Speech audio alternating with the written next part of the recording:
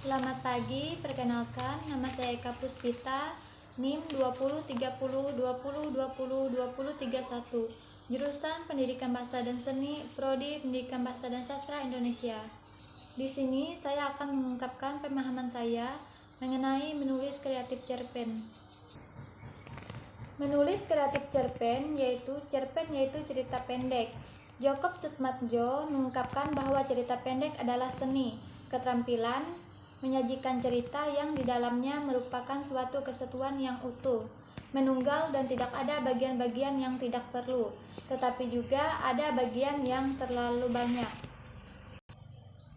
Semuanya pas integral yang mengandung suatu arti. Banyak para ahli menyatakan cerpen adalah sebuah cerita yang diselesaikan di dalam sekali baca atau duduk. Kira-kira berkisar antara setengah sampai 1 jam, suatu hal yang kiranya tak mungkin menjadi sebuah novel. Sifat umum cerpen ialah pemusatan perhatian pada suatu tokoh saja yang ditempatkan pada suatu situasi sehari-hari, tetapi juga dinyatakan menentukan perubahan dalam perspektif, kesadaran baru, keputusan yang menentukan. Tamatnya yang sering sekali tiba-tiba dan bersifat terbuka, dialog impian dan sebagainya. Sering dipergunakan pengaruh dari film, bahasa yang sederhana tetapi sugestif.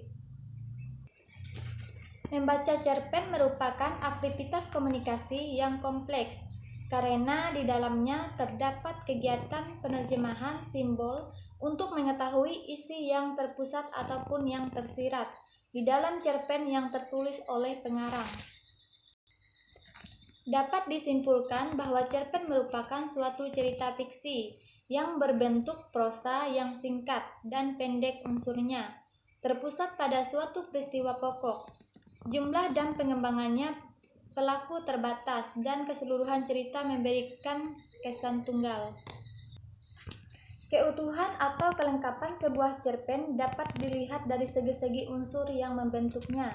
Adapun unsur-unsur itu adalah peristiwa cerita, tokoh cerita, adapun unsur-unsur tema cerita, suasana dan latar cerita, sudut pandang, pencitraan dan gaya. Perbedaan tokoh berdasarkan keterlibatannya dalam keseluruhan cerita. Pertama, tokoh utama dan tokoh tambahan. Berdasarkan fungsi keterampilan tokoh, yang pertama tokoh protagonis dan antagonis. Berdasarkan watak karakteristik, tokoh sederhana dan tokoh bulat. Berdasarkan berkembang atau tidaknya perwatakan, tokoh berkembang dan tokoh statistik. Berdasarkan kemungkinan pencemburuan tokoh cerita terhadap sekelompok manusia dapat dari kehidupan nyata. Yang pertama, tokoh tipikal dan tokoh netral. Teknik pelukisan tokoh. Teknik ekspositori. Teknik ini dilakukan dengan memberi deskripsi, uraian, atau penjelasan langsung. Teknik dramatik adalah wujud penggambaran. Teknik dramatik adalah teknik cakapan, tingkah laku, pikiran atau perasaan, arus kesadaran, reaksi tokoh, teknik tokoh lain, teknik latar, dan teknik pelukisan fisik. Dari permunculan karakteristik tokoh tidak dapat dilepaskan dari rangkaian peristiwa, model, pengekspresian karakter tokoh yang dipakai oleh pengarang bisa bermacam-macam. Latar adalah segala keterangan, petunjuk, pengacuan yang berkaitan dengan waktu, ruang, dan suasana yang terjadi peristiwa dalam suatu karya sastra. Penggolongan latar sebagai metafor dan latar sebagai atmosfer. Unsur-unsur latar dapat dibedakan ke dalam 3 unsur pokok, antara lain sebagai berikut. Yang pertama, latar tempat, latar waktu, dan latar sosial.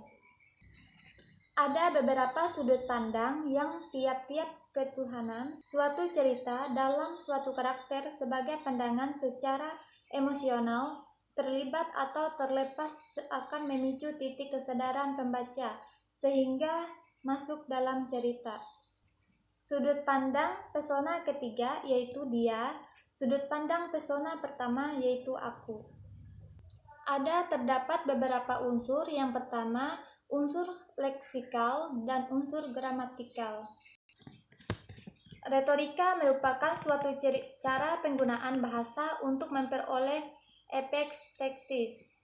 Pemejasan merupakan teknik ungkapan bahasa, penggaya bahasa yang maknanya tidak menunjukkan pada makna harfiah kata-kata yang mendukung, melainkan pada makna yang ditambahkan makna yang tersirat. Di bawah ini beberapa pemejasan umum sebagai berikut: simile, metafora, hiperbola, metonomi, personifikasi, dan sebagainya. Menulis cerpen adalah kegiatan untuk menuangkan gagasan, ide, atau pendapat yang akan disampaikan kepada orang lain (pembaca) melalui media bahasa tulis untuk dipahami tepat seperti yang dimaksud oleh penulis. Berdasarkan uraian dapat disimpulkan bahwa tahap-tahap yang ditentukan sebagai langkah ke proses penulisan seutuhnya adalah persiapan, draft kasar, berbagi, memperbaiki atau revisi, menyunting, menulis kembali, dan evaluasi. Sekian dari saya, terima kasih.